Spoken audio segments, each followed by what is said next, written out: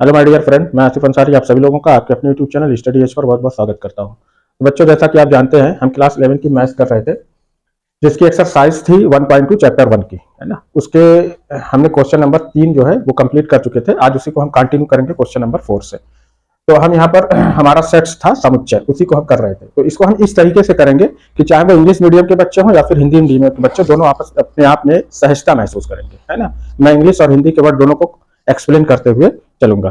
तो मैथमेटिक्स की आप एक बेहतरीन तैयारी के लिए इस चैनल को ज्यादा से ज्यादा सब्सक्राइब करें और अपने दोस्तों के साथ भी शेयर करते रहें। तो चलिए हम शुरू करते हैं हमारी आज की ये क्लास।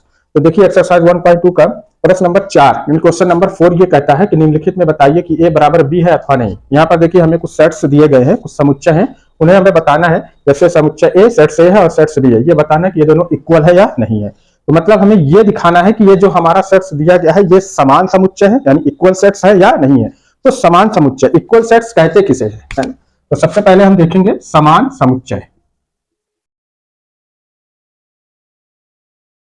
समान समुच्चय मतलब कि ये हमारा हो गया इक्वल सेट्स। अब जैसे हमारे पास दो सेट्स है, ए है और बी है, तो ये दोनों सेट्स जो है इक्वल कब होगा? इक्वल तभी होगा जब इसमें अवयव बराबर हो, यानी कि इसमें जो मेंबर होते हैं वो अगर सेम है ना, इक्वल है, तब हम कहेंगे कि ये सेट्स हमारा क्या है? इक्वल सेट्स है। जैसे मान लीजिए कि कोई हमारे पास सेट्स ए है, इसमें जो है 1 2 3 4 ये एलिमेंट है, और दूसरा सेट्स बी है, इसमें है 3 2 1 4, है ना। तो अब हम देखते हैं कि सेट्स ए में भी 1 है और सेट्स बी में भी 1 है। सेट्स ए में 2 है, सेट्स बी में भी 2 है। सेट ए में भी 3 है और सेट बी में भी 3 है। सेट ए में भी 4 है और सेट बी में 4 है।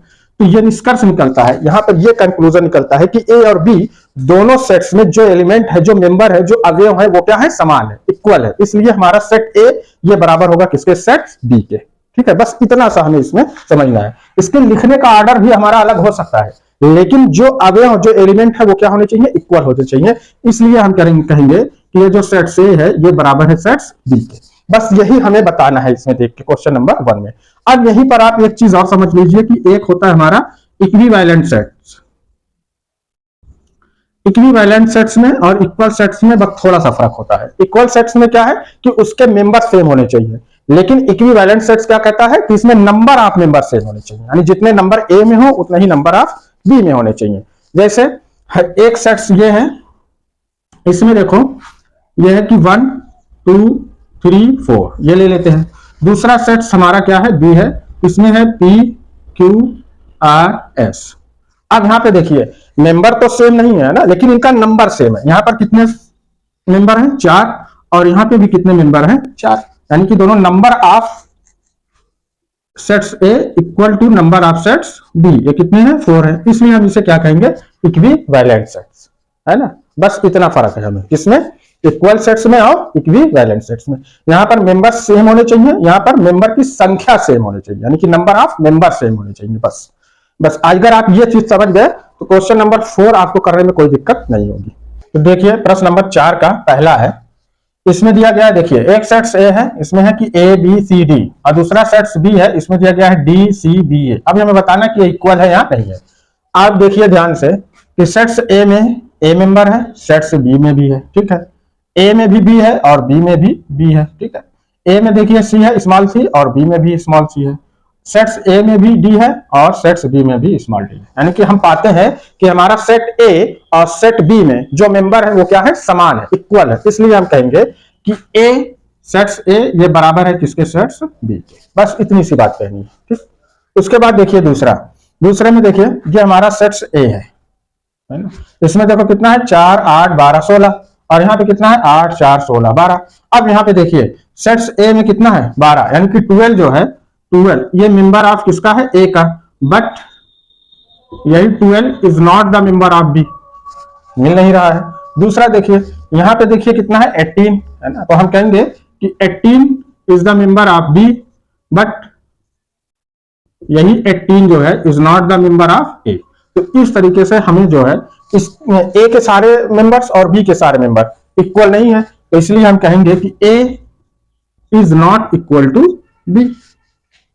उसके बाद देखो ये तीसरा है, इसमें देखो दिया है कि 2 4 6 8 10, है ना। इसको हम लिखते हैं कि ए सेट्स ए हमारा है 2, 4, 6, 8, 10। और दूसरा देखो सेट्स बी, सेट्स बी में कहा गया है कि सम धन पूर्णांक है, यानी कि एक्स एक्स सम धन पूर्णांक है और एक्स जो है वो 10 से छोटा है और 10 के बराबर है। तो सम धन पूर्णांक क्या होगा, देखो 2 है, 4 है, 6 है, 8 है और ये 10 होगा। 10 से बड़ा नहीं होना चाहिए, 10 के बराबर हो और 10 से छोटा हो।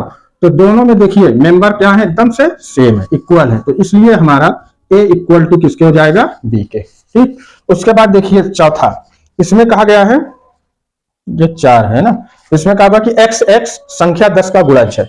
अब यहां हम इसका रोस्टर रूप लिखते हैं, संख्या 2 का गुणज है, यानी कि क्या हो जाएगा, किसका, 10 का गुणज है, किसका, 10 का गुणज है। तो हो गया देखिए 10, 10 दूना 20, 10 तिहाई 30, 10 चौक 40, 10 पचे 50, इस तरीके से हम लिखते चले जाएंगे। ठीक है, और हमारा सेट्स बी, इसमें देखो है क्या है, 10, 15, 20, 25, 30, इस तरीके से है। तो यहाँ पे देखो 10 यहाँ 10 यहाँ है, लेकिन यहाँ पे देखिए बी का मेंबर 15 है लेकिन ए में नहीं है। इसी तरीके से 30 देखिए हमारा ए में है लेकिन 30 है। ठीक है, उसके बाद देखो 25 जो है इसमें बी में है लेकिन ए में नहीं है। तो यहाँ पे हम ये कह सकते हैं, क्या कह सकते हैं कि 15 यानी कि 15 is the member of B but 15 is not member of A, यानी कि दोनों में जो मेंबर है वो इक्वल नहीं है। इसी तरीके से 25 is the member of B बस 25 is not the member of A, है ना। तो दोनों के जो मेंबर है वो हमारे समान नहीं है, इक्वल नहीं है, इसलिए ए हमारा ये नॉट इक्वल टू बी। ये था हमारा प्रश्न नंबर 4। ठीक है, अब आइए इस एक्सरसाइज का प्रश्न नंबर 5। इसमें दिया गया है कि क्या निम्नलिखित समुच्चय युग्म समान है, कारण सहित बताइए। ये दो सेट्स हमें दिए गए हैं, इसमें बताना है कि ये जो युग्म है ए और बी का ये इक्वल है या नहीं है, उसका कारण भी बताना है। तो पहला देखिए सेट्स ए यानी कि समुच्चय ए के मेंबर कितने हैं, 2 हैं और 3 हैं। ठीक, और सेट्स बी में कहा गया है कि एक्स एक्स समीकरण x square plus 5x plus 6 बराबर 0 का एक हल है। यह हमें समीकरण दिया गया कि x square plus 5x plus 6 बराबर 0 का एक हल है। तो b को लिखने के लिए हमें इस समीकरण को हल करना पड़ेगा। तो समीकरण को हल करने के लिए ये देखिए इसका अचर पद है ना, कांस्टेंट वैल्यू है, और ये हमारा x का गुणांक है। ठीक है, और एक्स स्क्वायर का गुणांक यानी कोएफिशिएंट कितना, 1 है। तो हमें दो ऐसी संख्या का पता करना है कि जिनका गुणा करने पे कितना आ जाए, 6, और उन्हीं को अगर हम जोड़ दे तो कितना आ जाए, 5, है ना। ये द्विघात समीकरण है ना, क्वाड्रिलेटरल इक्वेशन है, इसको आपने 9th और 10th में किया होगा। तो हमें 2 नंबर मिल रहा है, 3 और 2, यानी 3 दूना के 6 होगा और 3 2 को जोड़ेंगे तो कितना हो जाएगा, 5।